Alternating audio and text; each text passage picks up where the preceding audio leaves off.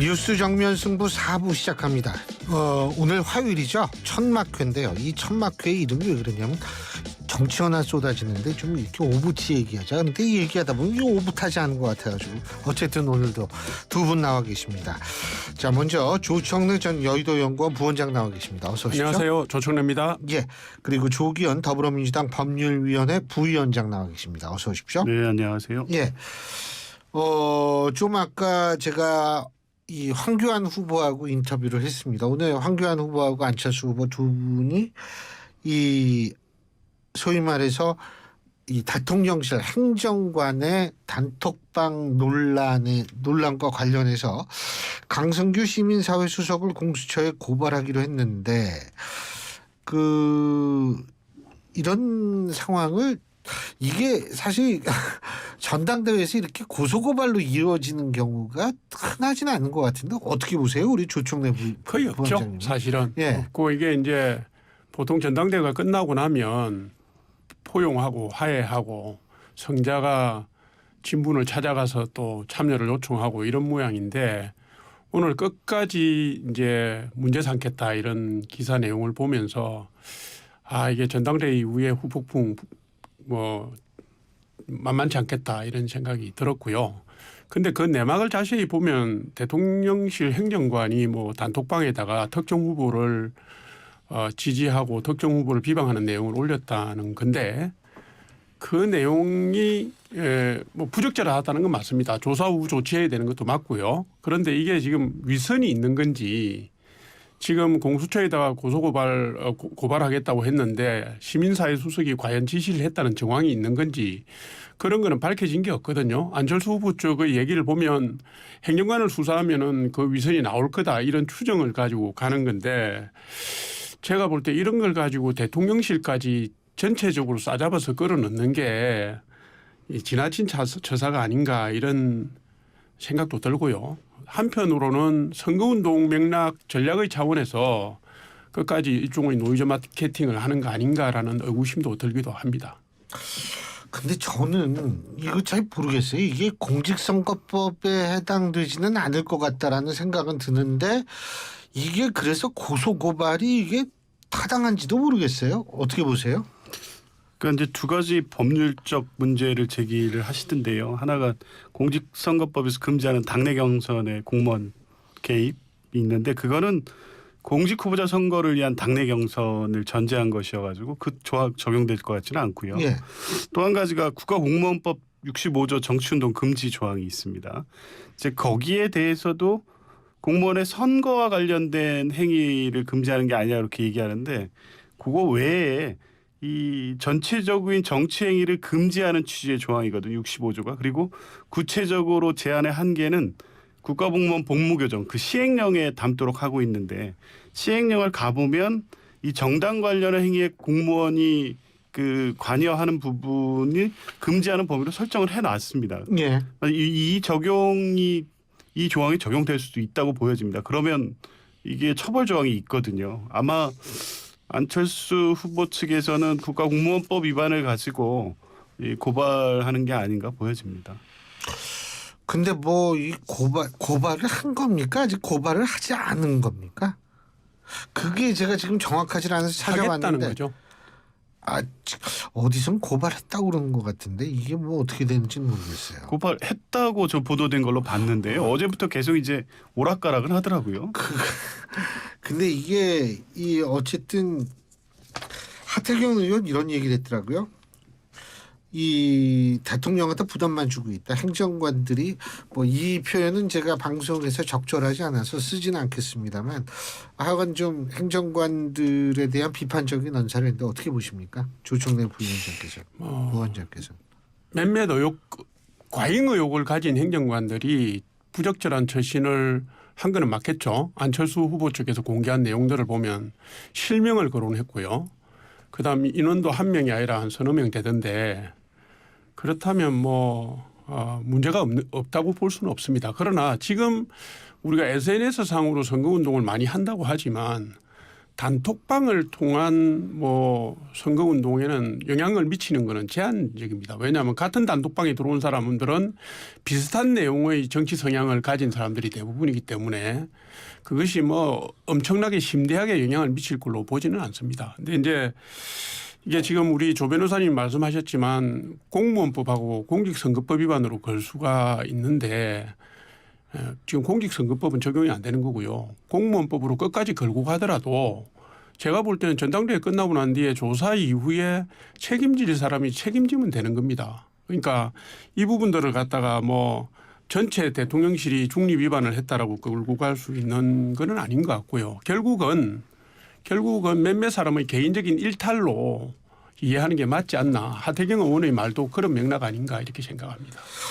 근데 뭐 어쨌든 제 기억으로는 민주당은 이렇게 전당대회로 고소고발까지 뭐 하겠다 끝까지 진상규명 이런 적은 없었던 것 같은데. 그렇죠. 이렇게 험한 조기현 변호사님. 예, 험하게 그 싸우고 거기도 험하게 싸웠죠. 예, 그런 예. 경우야 뭐 늘상 있는 일이긴 한데 예. 고소고발전까지 갔던 건 제 기억에도 없습니다. 예, 후폭풍이 만만치 않겠죠, 조기현 변호사님. 예, 그렇게 보입니다. 왜냐하면 이게 이미 사실 투표가 끝난 시점이거든요. 지금은 오늘 이제 기자회견하는 그렇죠. 시점이가 1시 반부터 해가지고 2시 반인가 그때 기자회견했으니까 예, 그때 투표 진행 중이었죠. 이 이슈가 제기된 게 이틀 전이고요. 이게 물론 결선 투표를 위한 어떤 전략적인 메시지 전략일 수도 있고 한편으로 그렇게 볼 수 있는데 예. 저는 그것보다는 전당대회 이후를 보는 포석이 아닌가 싶습니다. 어쨌든 지금 뭐 누가 예측하도록 결선에 가든 안 가든 김기현 의원이 대표 선출 가능성이 높다고 보는 게 일반적 시각 아니겠습니까? 뭐 그거야 열어봐야 하는 거니까. 그렇죠. 예, 근데 예. 이제 거기에다가 실제 대통령실에 힘이 실려 있다는 것도 사실이고요. 예. 안철수 후보나 이제 황교안 대표, 뭐 천하람 후보도 마찬가지죠. 이후에 당내 입지 또 내년 총선을 생각 안 할 수가 없는 상황이거든요. 그러면 실제 뭐 당내 의원 분포나 이런 것들을 보면 당내 기반이 취약한 상태입니다. 안철수 후보도 그렇고. 그러면 이 이슈를 가지고 계속해서 당내 권력 투쟁을 계속하면서 총선까지 가기 위한 어떤 포석이 아닌가 보여지고요. 그래서 선거 막판에라도 대통령실과 각을 세우는 부담을 안더라도 이 메시지를 제기하는 게 아닌가 이렇게 봅니다. 근데 지금 그 말씀하시니까 갑자기 떠오르는데 조정래 부원장님. 그 오늘 한 기사 이게 뭐 어떤 건지 모르겠지만 천하람 후보한테도 같이 만나자고 그랬는데 천하람 후보는 안 갔대요. 근데 천하람 후보도 비판의 수위가 만만치가 않은데 왜 안 갔을까요? 제가 볼 때는 지금 거기 가는 것은 자신의 선명성을 오히려 흐리게 만드는 처사라고 판단을 했을 겁니다. 예. 지금 이제 조기현 변호사님께서 말씀을 하셨지만은 오늘 투표가 뭐 상당히 다 끝나가는 시점에 안철수 황교안 두 분이 만나서 그런 메시지를 낸 것 자체가 이해가 잘 안 되고요.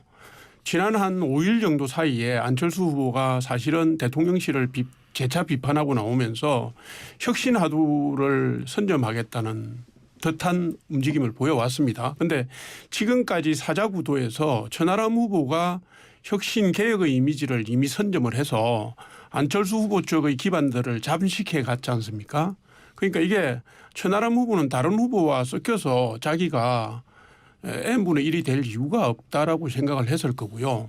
연령도 그렇고 당내 기반도 그렇고 그다음에 그 당 개혁이라든가 당 뭐 전국 전반에 대한 입장이 비교적 천하람 후보는 잘 정립돼 왔고 일관된 모습을 보여왔어요. 그런데 안철수 후보는 처음에는 윤한연대로 가다가 처음에는 윤핵관 비판하다가 그다음 윤한연대로 가다가 대통령 응급 안 하겠다고 그러다가 막판에 와서 다시 대통령실 개입 문제를 들고 나온 것은 역시 당내 비주류로서의 선명성이나 이 부분들을 자리매김을 확실히 하고 가겠다라는 이후 계산까지 포함된 행보가 아닌가 보여지고요. 예. 그렇게 갈 경우에 안철수와 천하람은 딛고 있는 기반이 부딪히는 부분이 있다라고 봅니다. 자, 이 내일 4시 반인가요? 아마 4시 반 정도까지 4시 50분 정도 되면 나올 50분 겁니다. 정도 되면 나오나요? 내일 이제 보면은 어떤 결과가 나올지 결선 투표를 할지 어떻게 될지는 좀 보면 알겠는데 이게 끝이 아니라 시작 같다는 그런 말씀을 두 분이 다 하셔가지고 참 그런 부분이 좀 더 지켜봐야겠네요. 자, 지금 50억 특검 아니죠. 50억 클럽 특검이요. 요새는 말이에요. 금액들이 하도 커가지고 예? 막 몇천억 뭐 막 이래가지고 이게 도대체 이 돈의 감각을 잃을 정도인데 자 50억 클럽 특검 지금 이제 정의당도 여기에 대해서는 이제 호응을 하고 있는 거죠 지금. 50억 특검, 50억 예, 클럽. 그렇습니다. 50억 그죠? 클럽에 근데 이제 가장 중요한 거는 지금 제가 조기현 변호사님께 여쭤보고 싶은 거는 이 특검 추진 방식이요. 이거 이제 지금 대통령이 소속하지 않은 교섭단체에서 2명을 추천을 하면 대통령이 1명 뽑아라. 이거 아니에요. 그죠?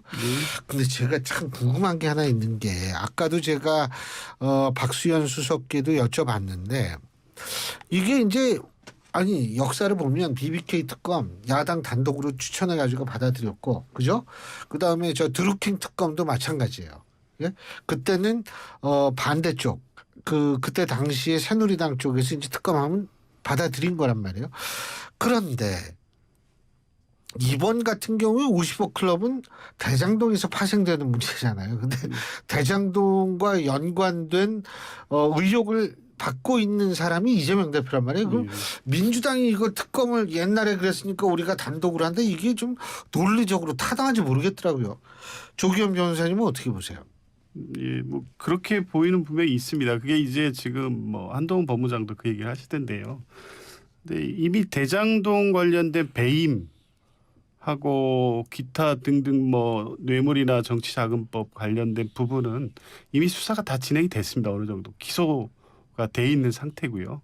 근데 지금 이게 50억 클럽에 특정돼 있지 않습니까? 그것만 딱 띄어서 할 수 있다. 그렇죠. 이게 뭐 그 원포인트는 것지는 않고 이제 부산저축은행까지를 포함시키느냐 마느냐의 수사 범위에 대해서는 일단 뭐 정의당과의 협의나 여러 절차가 남아 있기는 합니다. 근데 이게 지금 특검으로 하는 수사 대상 범위에 이재명 대표 관련된 혐의 사실이 포함된다고 보기는 어렵고요. 물론 이 사건 자체가 겹쳐 있기 때문에 이제 그 가능성을 배제할 수는 없습니다만 수사 대상이 틀리고 범위도 어느 정도 이제 구분이 가능한 범위여서 이재명 대표에 대한 수사에 어떤 관여하거나 영향을 미칠 목적의 특검이라고 보기 어렵고요. 만약 이 어쨌든 정의당하고 또 협의를 해야 되기 때문에 예. 협의 과정에서도 만약 그렇다면 정의당이 받을 리가 없지 않겠습니까? 아마 그런 부분에 대해서는 이제 특검법을 실제 추진하는 과정에서 수사 대상 범위와 관련된 조정은 좀 있을 것으로 봅니다. 그 정의당 얘기가 나왔으니까 김건희 여사 특검도 정의당이 이제 주장할 모양이에요. 그죠? 네. 조청래 부위원장. 어제 이제 대검찰청에 정의당이 가서 뭐 항의 방문을 했다는 건데 그 요지는 뭐 도이치모터스 주가 조작 사건 수사를 해라. 예. 소환도 하고 수사도 해라. 왜 입장이 없느냐. 이걸 이제 촉구하러 간 거고요. 검찰에서 아마도 추미애 법무부 장관 시절에 수사지휘권 발동해서 지금 검찰총장이 그 문제에 관한 수사지휘권이 없다라고 예. 얘기하니까 그러면 검찰을 믿고 갈 수가 없겠네. 그러면 우리도 김건희 여사 특검법을 고민해 보겠다. 이 내용 아닙니까? 근데 이제 그 내용은 자세히 보면 수사 대상 특검 추천에 대한 부분 이런 부분은 아주 구체적으로 나온 게 없고요. 그다음에 김건희 여사와 관련된 부분도 지금 민주당이 쌍특검을 지금 당장 발의하겠다고 나가고 있는 시점과 비추어 보면 정의당과 민주당이 지금 입장이 딱 맞다고 볼 수가 없습니다. 지금 당장은 지금 저 교수님께서 지적하셨습니다마는 50억 대장동 50억 그 클럽 특검이 문제인데 그것도 수사 대상 정의당의 입장은 50억 그 클럽에 대해서만 하겠다라는 것이고 특검 추천은 재척 사유가 있으니까 민주당하고 국민의힘은 빠져라. 비교섭 단체 세 군데에서 해가지고 밀어 올리겠다 이거 아닙니까? 예. 그러니까 수사 대상 수사 범위 특검 추천에 대한 게 민주당하고 정의당이 다 달라요. 예. 그러니까 민주당이 지금 내놓는 수는 뭐냐면 교섭단체가 대통령이 속하지 않는 교섭단체가 특검 추천을 하겠지만 내용으로는 정의당의 의견을 받아서 가겠다 하고 지금 또 이면 합의나 이면 협상을 하고 있는 상황이잖아요. 그래서 현재로서만 보면 두 당의 입장이 한 방향을 보고 있는 것 같지만 구체 내용을 보면은 실제로 공조가 가능한지 저는 그렇지는 않다고 봅니다. 현 단계에서는. 알겠습니다. 예.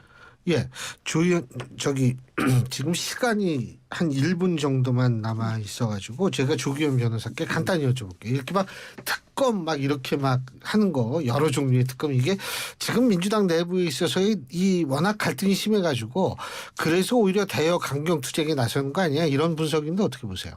특검은 민주당이 계속 추진해 왔죠. 예. 이미 대장동 특검은 예. 김건희 특검법은 이미 작년에 발의가 돼 있고요. 특검 쌍특검이든 어떤 식의 특검이든 이 수사가 공정하고 객관적이지 않다는 문제를 해왔고 특검을 추진하겠다는 건 대선 때부터 이미 했던 얘기이기 때문에요.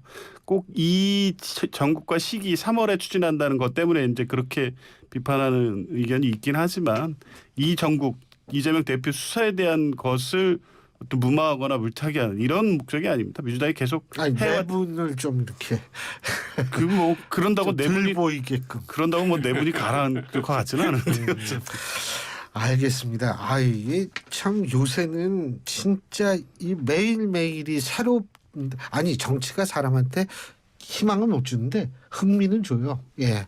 오늘 두 분 말씀 여기까지 듣겠습니다. 고맙습니다.